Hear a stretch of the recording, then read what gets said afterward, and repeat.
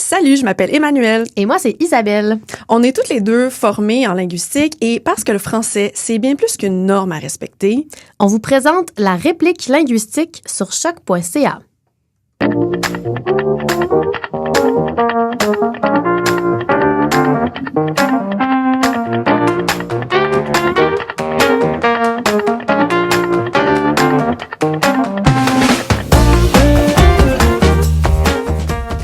Salut Isa.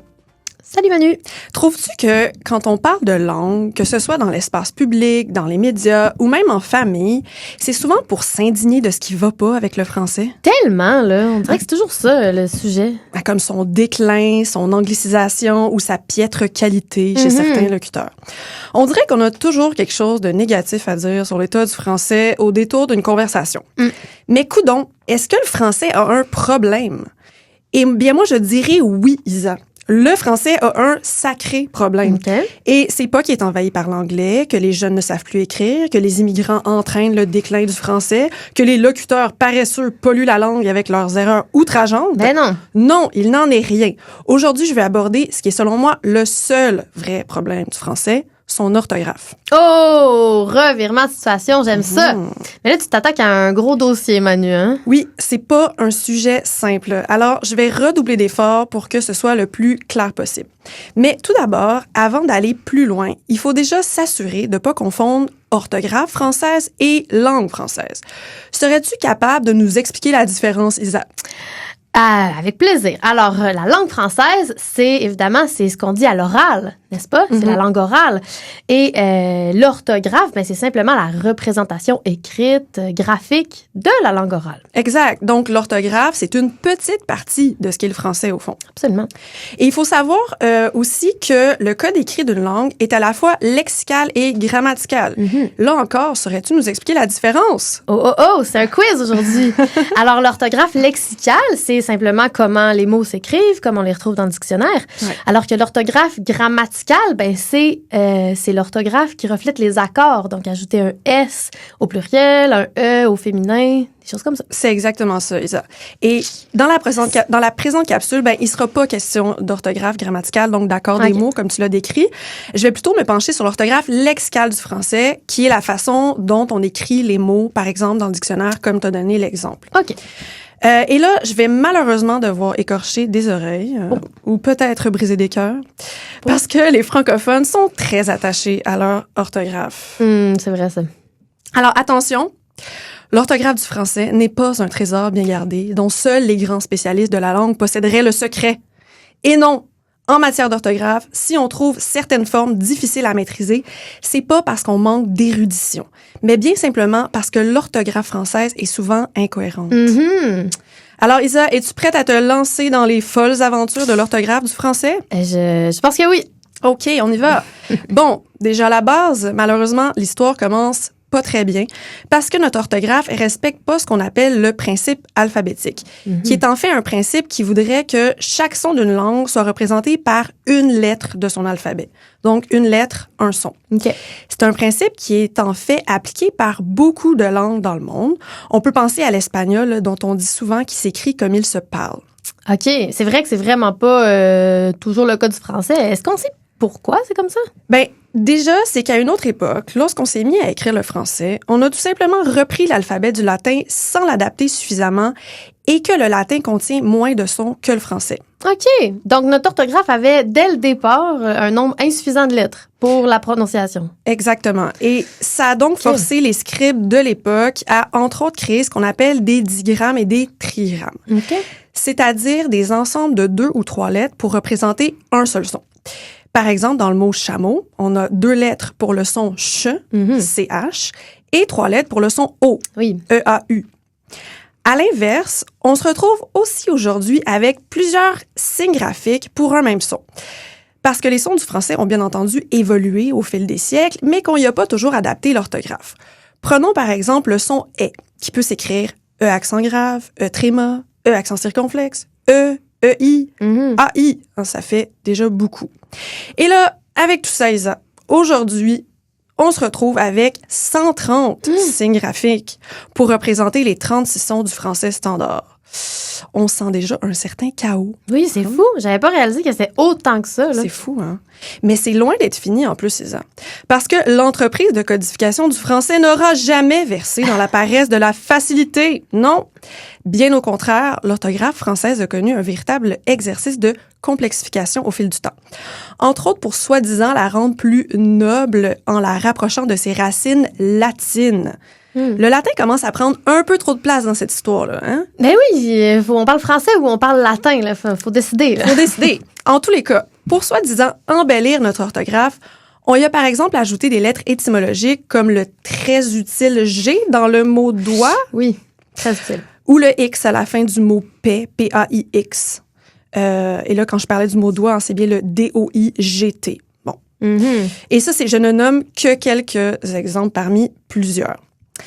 L'Académie française a elle-même ouvertement avoué au 17e siècle faire la promotion d'une orthographe plus savante et qui, je cite, distingue les gens de lettres d'avec les ignorants et les simples femmes.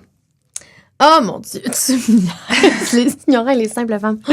C'est une autre époque hein, où on confondait clairement être savant avec être inutilement complexe. Tellement complexe qu'il a fallu encore, jusqu'à récemment, faire du grec et du latin à l'école pour mieux maîtriser le français écrit. Donc, il faut apprendre une autre langue pour apprendre notre langue. Exact. Et tellement complexe que les artisans de l'orthographe eux-mêmes se sont souvent trompés en élaborant les règles orthographiques. On peut penser à l'exemple connu du mot nénuphar, auquel on a volontairement ajouté le signe grec PH pour remplacer le F, tandis que c'est même pas un mot qui provient du grec. Ah oui. Ouais. Donc, c'est une erreur. C'est une erreur. Et là encore, je donne vraiment un simple exemple parmi beaucoup d'autres.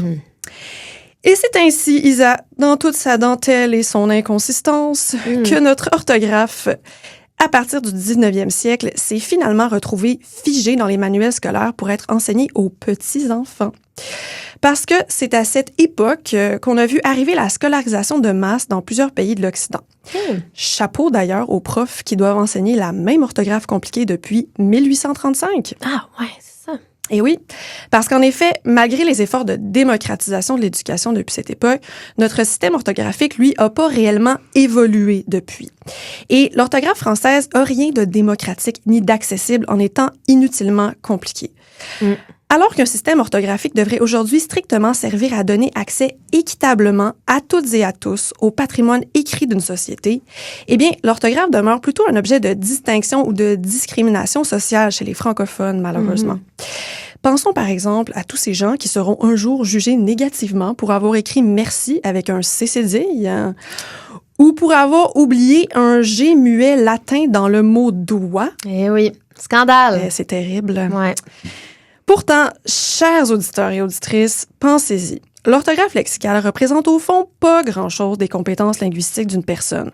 Surtout si on la compare, par exemple, à la richesse du vocabulaire ou à la cohérence des propos d'un discours. Mais là, Manu, je suis un peu découragée là, de réaliser que notre orthographe est si inutilement complexe. Est-ce que tu as un message d'espoir? Est-ce qu'on peut faire quelque chose? Ben déjà, je dirais, libérons-nous de nos complexes orthographiques, pour commencer. Tellement. On voit que la complexité fait en sorte qu'on ne devrait pas avoir autant de complexes, disons. Ouais. Et aussi, je dirais que toute cette épineuse aventure peut quand même prendre un meilleur tournant si nos auditrices et auditeurs le souhaitent. En fait, l'avenir de notre orthographe est en partie entre leurs mains. Hein, si on veut que les choses changent et que notre orthographe soit plus logique et accessible, eh bien, on peut déjà dès maintenant choisir d'appliquer les rectifications orthographiques en vigueur depuis 1990. Oui, la fameuse nouvelle orthographe, là. Oui, on l'appelle souvent la nouvelle orthographe, mais en fait, il s'agit que de petits changements. Hein, les rectifications de 1990, des petits changements. Donc, c'est pas une nouvelle orthographe complètement. Et ces changements-là ont été entérinés, il faut le savoir, par toutes les instances linguistiques compétentes dans la francophonie. Et ils servent justement à corriger des incohérences de notre orthographe. Caroline, c'est vrai, ça. J'applique ça dès mon prochain courriel. Yes, Let's j'adore. Merci, Isa. Malheureusement, je vais manquer de temps là, pour énumérer les changements ici, mais j'invite les rectifications donc, mais j'invite nos auditeurs et auditrices à consulter les liens qui accompagnent la capsule pour en savoir plus. Parfait. Et toujours dans l'idée de vouloir régler nos problèmes communs d'orthographe, j'invite aussi nos auditrices et auditeurs à rester ouverts à d'éventuelles futures réformes et à pas se scandaliser des nouvelles formes qui pourraient être proposées pour moderniser notre code écrit. Je pense notamment à la proposition d'orthographe rationnelle du groupe EROFA, qui est un projet mené par plusieurs spécialistes du français écrit dans la francophonie. Le groupe souhaite, entre autres, éliminer certains signes étymologiques qui, comme on l'a vu, ont été ajoutés volontairement dans l'orthographe du français. Par exemple, le PH et le Y qui viennent du grec et pour lesquels on a déjà les lettres F et la lettre I. OK. Les autres langues romanes, comme l'italien et l'espagnol, ont déjà fait ce choix-là il y a bien longtemps pour moderniser leur code écrit. Mais oui, c'est vrai ça. C'est pas magique là, que l'espagnol s'écrive comme ça se prononce. Il y a une décision intentionnelle derrière ça. Exactement.